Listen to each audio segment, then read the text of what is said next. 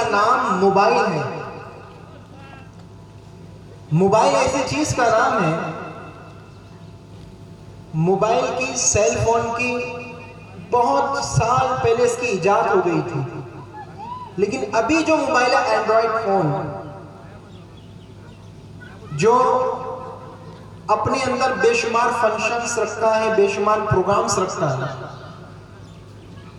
اور یہ کہوں تو غلط نہیں ہوگا کہ جس طریقے سے ایک شراب پینے والے کو شراب کا نشہ ہو چکا ہے، ایک بیئر پینے والے کو بیئر کا نشہ ہو چکا ہے، ایک ڈرگز لینے والے کو ڈرگز کا نشہ ہو چکا ہے، ایک گانجا پینے والے کو گانجے کا نشہ ہو چکا ہے. نشہ ایک چیز کا نام ہے جس کو آپ بخوبی جانتے ہیں. نشے کا مطلب یہ ہوتا ہے کہ انسان اگر وہ چیز کا عادی بن جائے تو جب تک وہ چیز اس کو نہیں ملتی تب تک نہ اس کو چین ہے، نہ نیند ہے، نہ قرار ہے. اس کو نشہ کہتے ہیں. اسی طریقے سے حضرات محترم ان منشیات کے اندر ایک موبائل جو ذات اپنے بذات تو خود بنفس نفس برا نہیں ہے، لیکن اس کا بھی نشاج ہم کو اتنی بری طریقے سے ہو چکا ہے کہ آج موبائل کے بغیر ہماری زندگی گزرنا مشکل ہے. اور آج بڑے بڑے دیش کے سمجھدار ویکتی، بڑے بڑے ملک کے سمجھدار دانشور اسکالرز اس بات پر محنت کر رہے ہیں کہ جو نوجوان موبائل کے غلط استعمال کر رہے ہیں ان نوجوانوں کو موبائل کے غلط استعمال سے کیسے بچایا جائے. دیکھیں، موبائل کے استعمال دو طریقے کے ہیں. ایک ہے صحیح استعمال، ایک ہے غلط استعمال. ایک ہے موبائل سے فائدہ اٹھانا، ایک ہے موبائل سے نقصان اٹھانا. فائدہ کس طریقے سے اٹھایا جا رہا ہے موبائل سے؟ اگر کوئی صحیح طریقے سے موبائل کا استعمال کر رہا ہے تو نہ جانے کئی ایسے لوگ ہیں جو موبائل کا صحیح استعمال کر کے موبائل کے ذریعے لاکھوں روپے روزگار کما رہے ہیں. کئی ایسے مسلمان ہیں، کئی ایسے نوجوان ہمارے ملک کے اندر جو موبائل کے ذریعے سے نہ جانے گھر بیٹھے بیٹھے کتنے علوم اور کتنے اپنے اندر جو ہے تو صلاحیتیں پیدا کر رہے ہیں. لیکن وہی جگہ پر آپ دیکھ لیجئے وہی کچھ نوجوان ہیں موبائل کے غلط استعمال کی وجہ سے حضرات محترم نہ جانے اپنی جوانی کو برباد کر رہے ہیں. مثال کے طور پہ آپ دیکھ لیجئے نوجوان بچے اگر آپ کے محلے کے اندر بیٹھے ہوگے، چوراہے پر بیٹھے ہوگے، رات کے 10 بجے ہو کہ رات کے 12 بج رہے ہو، بچے بیٹھے ہیں موبائل لے کر. کوئی اس موبائل کے اندر جنگلی رمی کھیل رہا ہے، کوئی اس موبائل کے اندر کیرم کھیل رہا ہے، کوئی اس موبائل کے اندر لوڈو کھیل رہا ہے، کوئی اس موبائل کے اندر نہ جانے گندی گندی فلمیں دیکھ رہا ہے، کوئی اس موبائل کے اندر معاذاللہ کسی سے چیٹنگ اور چیٹنگ کر رہا ہے. یہ بھی حالات آج آپ کو اپنے نوجوان بچوں کے جنب غفیر کے اندر نظر آئے گا. وہ نوجوان بچے جو اینڈرائڈ موبائل استعمال کرتے ہیں ان کے والد نے اس کو فون دلا کر دیے 30,000 40,000 کا. وہی والد جنہوں نے 40,000 30,000 کا موبائل اس کو دلا کر دیے، 20 دن کے بعد وہ والد صاحب اس بچے کے بغیر اجازت اس کے موبائل کو ہاتھ نہیں لگا سکتے. جتنے بھی والد یہاں پر موجود ہیں، یہ بات غلط ہوگی تو آپ مجھے پوچھ سکتے ہیں، ہاتھ نہیں لگا سکتے. اگر وہ بچہ باتھ روم کے اندر موجود ہے اور اس کو فون آئے، بچے کا موبائل چارجنگ پر ہے اور بیل بج رہی ہے، امی بول رہے کہ اٹھاؤ کہ نہیں اٹھاؤ، اگر غلطی سے ماں باپ نے فون ریسیو کر لیے، یہ نوجوان بچہ باہر نکل کر جھڑکا کر کہتا ہے کہ تم نے کس سے پوچھ کر ہمیں موبائل کو ہاتھ لگایا. اللہ اکبر. یہی بچے کے باپ نے موبائل اس کو دلا کر دیا. کیوں؟ آخرکار نوجوان بچے موبائل کو ہاتھ کیوں نہیں لگانے دیتے؟ بے شمار بیماریاں آج موبائل کے ذریعے سے پھیل رہی ہیں. اللہ اکبر. لیکن جو میں 5 منٹ کے اندر آپ کو پیغام دینا چاہتا ہوں اجتماع کے اندر حضرات محترم، وہ پیغام یہ ہے کہ جہاں پر نوجوان بچے موبائل کے ذریعے سے اپنے وقت کو برباد کر رہے ہیں، اپنے ذہن کو کمزور کر رہے ہیں، وہیں اس نوجوان بچے اس موبائل کے ذریعے سے اپنی آنکھوں کو گندی کر کے اپنی جوانی کی نعمت کو برباد کر رہے ہیں. حیا کے پردے میں آپ سمجھ سکتے ہیں آج موبائل اللہ اکبر اتنی گندی چیزوں کی دعوت دیتا ہے، اچھی چیزوں کی بھی دعوت دیتا ہے، لیکن بات ابھی نیگیٹیوٹی پہ چل رہی ہے. اتنی گندی چیزوں کی دعوت دیتا ہے کہ اللہ اکبر میرے جیسا اگر کوئی امام مبلغ کوئی بھی اگر اس نوجوان سے موبائل ہاتھ میں لے لے تو اس نوجوان کے چہرے پہ پسینہ آ جاتا ہے. کہیں حضرت فولڈر میں نہ چلے جائے. کیوں؟ کیونکہ اللہ رحم کرے، اللہ معاف کرے، فولڈر کے اندر یا تو فلمیں بھری ہوئی ہوگی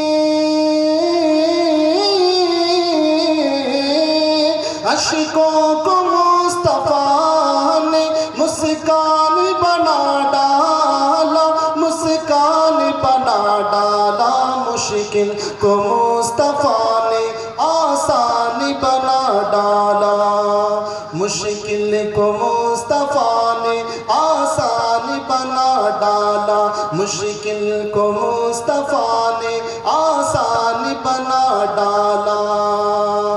اور محفل سجا کے اہل کمیٹی نے مصطفیٰ کا، جلسہ سجا کے محفل کمیٹی نے مصطفیٰ کا، وہ محفل سجا کے اہل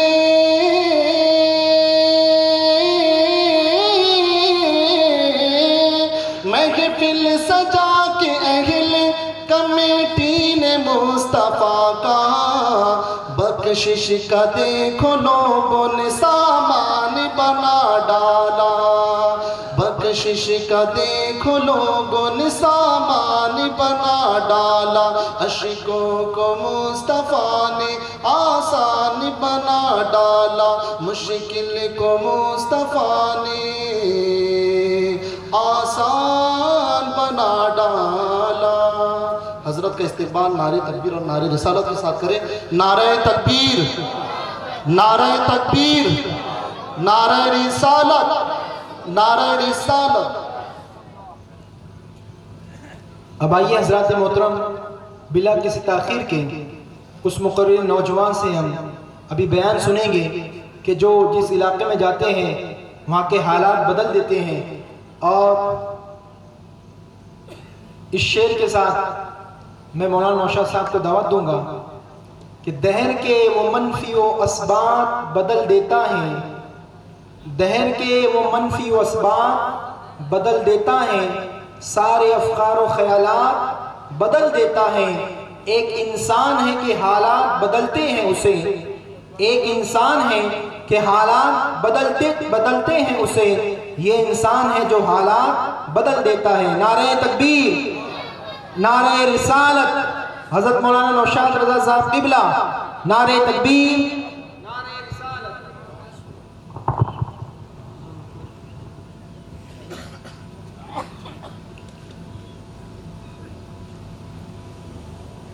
السلام علیکم ورحمۃ اللہ تعالیٰ وبرکاتہ۔ السلام علیکم ورحمۃ اللہ تعالیٰ وبرکاتہ۔ الحمدللہ، الحمدللہ الذی ہدانا سواء الطریق وجعل لنا توفیقا خیر رفیق، والصلاة والسلام علی سید المرسلین، اما بعد، فاعوذ باللہ من الشیطان الرجیم، بسم اللہ الرحمن الرحیم۔ لقد جاءکم رسول من انفسکم عزیز علیہ ما عنتم حریص علیکم بالمؤمنین رؤوف الرحیم۔ صدق اللہ وصدق رسولہ النبی الامین المتین الکریم، ونحن علی ذالک لمن الشاہدین والشاکرین والحمد للہ رب العالمین۔ ہے کلام الہی میں شمس الضحیٰ، تیرے چہرے نور فضا کی قسم، ہے کلام الہی میں شمس الضحیٰ، تیرے چہرے نور فضا کی قسم، قسم شب تار میں راز یہ تھا کہ حبیب کی زلف دوتا کی قسم۔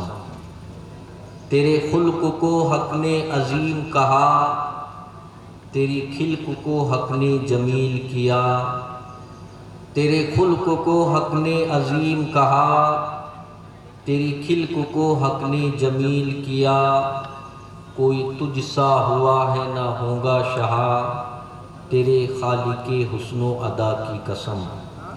تیرا مسند ناز ہے عرش بری، تیرا محرم راز ہے روح امی، تیرا مسند ناز ہے عرش بری، تیرا محرم راز ہے روح امی، تو ہی سرور ہر دو جہاں ہے شاہ، تیرا مثل نہیں ہے خدا کی قسم۔ وہ خدا نے ہے تجھے مرتبہ دیا، نہ کسی کو ملے نہ کسی کو ملا۔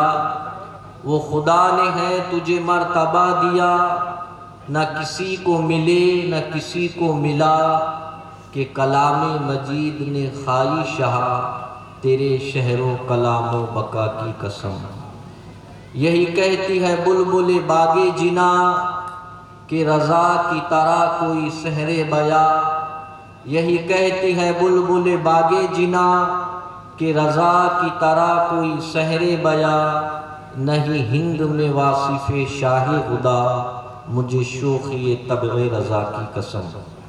آئیے سب سے پہلے سرور کائنات، فخر موجودات، سید السعادات، صاحب کمالات، بہار جمالات، جان حسنات، مستجیب الدعوات، جناب احمد مجتبیٰ محمد مصطفیٰ صلی اللہ تعالیٰ علیہ وسلم کی بارگاہ پربہار میں درود پاک کا نذرانے عقیدت نچھاور کرے اور بلند آواز سے درود پاک پڑھ لے۔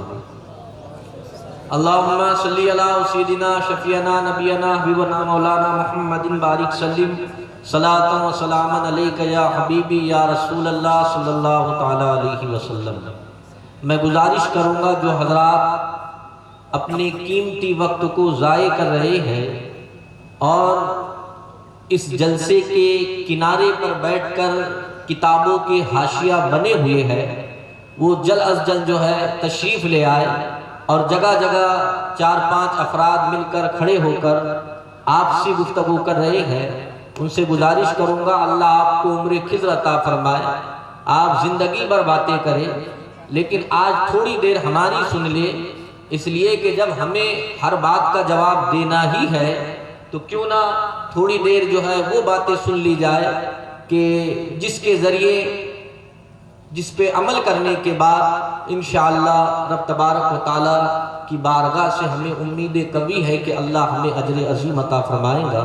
جو حضرات یہ روڈ پہ کھڑے ہیں، آگے ہمارے بھائی اور یہ جو چوراہے پر بیٹھے ہوئے ہیں، میں ان سے گزارش کروں گا آپ کہیں ان کہیں نہ کریں، بلکہ سن کر جو ہے وہ انسنی نہ کریں۔ آپ حضرات جو ہے وہ جلد از جلد تشریف لے آئے، اس لیے کہ میرے بعد ملک ہندوستان کے عظیم خطبہ کے خطاب سے آپ تمام کو مستفیض ہونا ہے، اور انشاءاللہ ان کی نصیحت آموز گفتگو سے آپ کو اپنے قلب و ذہن کو منور و تابناک کرنا ہے۔ میں گزارش کروں گا آپ حضرات فوراً جو ہے اجتماع گاہ میں